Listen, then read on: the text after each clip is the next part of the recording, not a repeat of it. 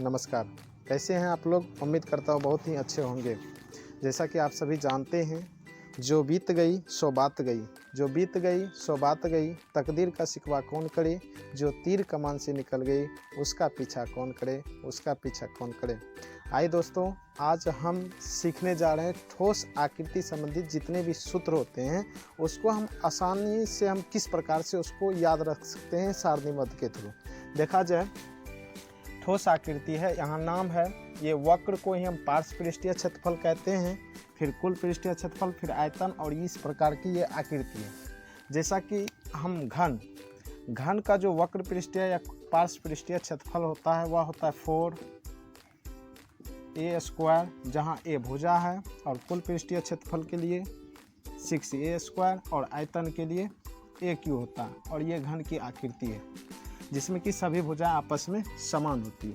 अब हम जानेंगे दोस्तों घनाभ के लिए। घनाभ के लिए जो पार्श्व पृष्ठीय क्षेत्रफल होता है 2 × L + B × H, और इसका कुल पृष्ठीय क्षेत्रफल 2 × LB + BH + HL, और आयतन के लिए L × B × H, ये इसका सूत्र होता है।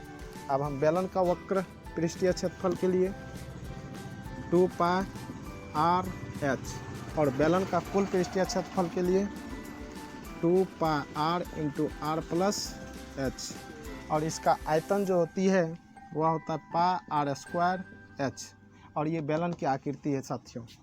अब हम जानेंगे शंकु। शंकु हम किसे कहते हैं? जैसे कि हम जानते हैं जोकर की टोपी की तरह होती है, और शंकु का जो वक्र पृष्ठीय क्षेत्रफल होता है वह होता है πrl, और इसका कुल पृष्ठीय क्षेत्रफल πr × r + l, और इसका जो आयतन होती है 1/3 πr²h।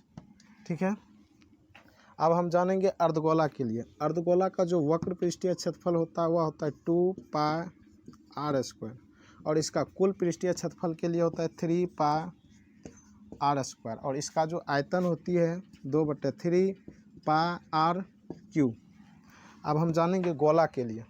गोला के लिए जो वक्र पृष्ठीय क्षेत्रफल होता है वह 4πr², और इसका जो कुल पृष्ठीय जो होता है वह दोनों आपस में सम होता है 4πr², और इसका जो आयतन होता है 4/3 πr³।